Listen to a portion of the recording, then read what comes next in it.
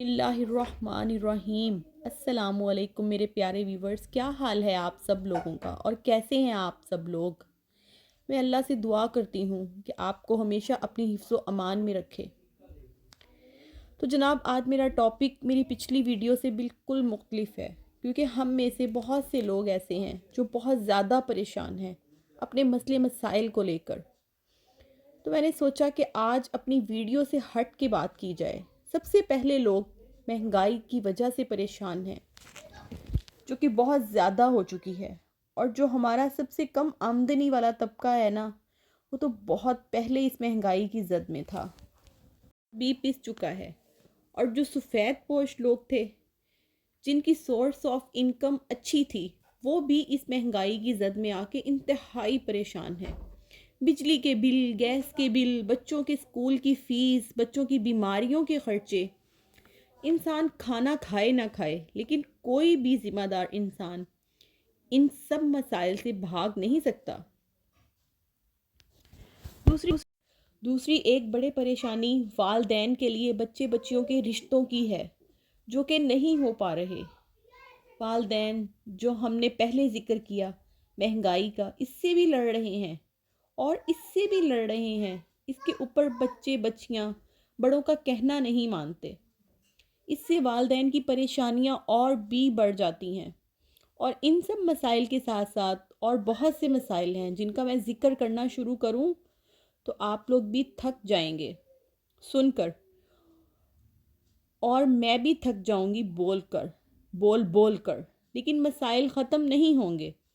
इन सब मसाइल का हल क्या होगा?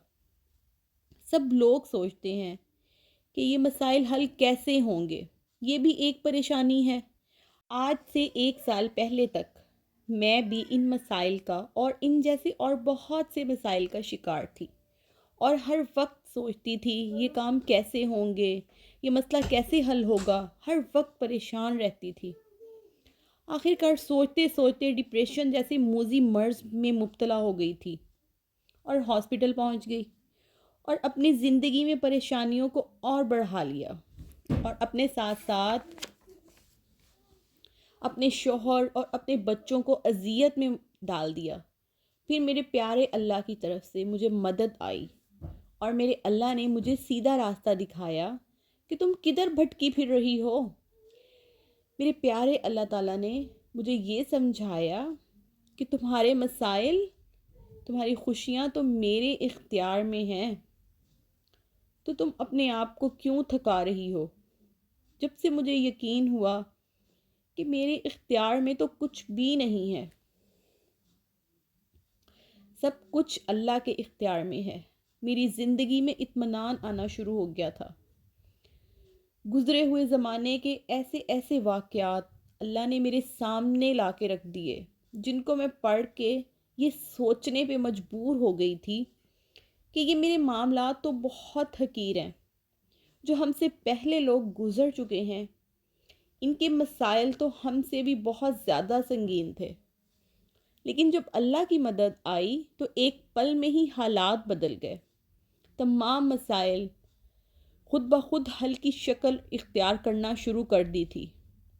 अल्लाह ताला फरमाते हैं, तुम मुझे याद करो, मैं तुम्हें याद करूँगा। तुम छोटी सी महफ़िल में मेरा ज़िक्र करोगे तो मैं अपनी बड़ी महफ़िल और मोतबर महफ़िल में तुम्हारा ज़िक्र करूँगा। तो मेरे हालात बदलने में सिर्फ़ एक कदम का फ़र्क था, जो मैंने अपने अल्लाह की तरफ उठाया। तो देखते ही देखते मेरे हालात बदलना शुरू हो गए।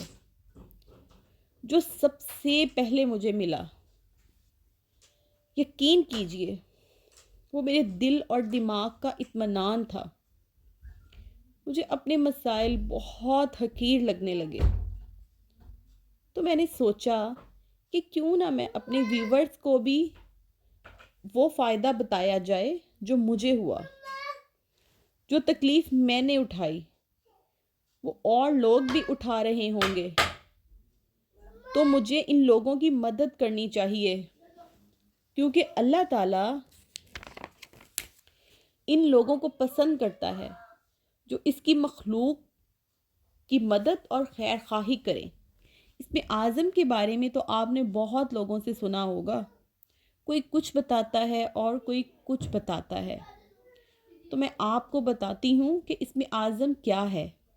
اسم اعظم اللہ تعالیٰ کے وہ پیارے نام ہیں جن سے آپ اللہ تعالیٰ سے جو دعا کریں گے وہ انشاءاللہ اللہ تعالیٰ آپ کو عطا فرمائیں گے۔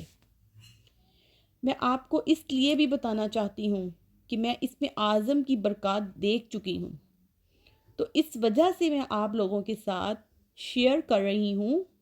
آپ اسم اعظم کے ذریعے اللہ سے دعا کریں، انشاءاللہ انشاءاللہ 100% اللہ تعالیٰ آپ کو عطا فرمائیں گے۔ جو بھی آپ اللہ تعالیٰ سے اس کی نعمت طلب کریں گے اللہ تعالیٰ آپ کو عطا فرمائیں گے انشاءاللہ۔ وہ اسم اعظم یہ ہیں: بسم اللہ الرحمن الرحیم، الف لام میم، اللہ لا الہ الا هو الحی القیوم، یا واحد یا ذو الجلال والاکرام۔ جب بھی آپ کو کسی چیز کی طلب ہو اللہ سے تو اس اسم اعظم کے ذریعے اللہ سے دعا مانگیں۔ الحمدللہ مجھے بھی ملا جو میں نے مانگا، انشاءاللہ آپ کو بھی ملے گا۔ پورے یقین سے مانگیے، اتنا یقین کریں جتنا حق رکھتا ہے اللہ تعالیٰ۔ دنیا ہی نہیں آخرت بھی، دونوں مانگیں اللہ تعالیٰ سے، آپ کو دنیا میں سیدھا راستہ دکھا دیں گے، جس سے دنیا کے ساتھ ساتھ آپ کی آخرت بھی سنور جائے گی۔ جو مجھے اسم اعظم پڑھنے کا طریقہ ملا وہ میں آپ سے شیئر کرتی ہوں۔ ایک دفعہ درود ابراہیمی جو آپ نماز میں پڑھتے ہیں، اول و آخر درود شریف پڑھیں، اور اس کے درمیان میں 3 دفعہ اسم اعظم پڑھیں اور پھر اللہ سے دعا کریں۔ مجھے یقین ہے آپ اللہ سے جو حاجت مانگیں گے اللہ تعالیٰ آپ کو عطا فرمائیں گے انشاءاللہ۔ اس کے ساتھ ہی آپ سب سے میں اجازت چاہتی ہوں، انشاءاللہ اس کے ساتھ ہی آپ سے اجازت چاہتی ہوں۔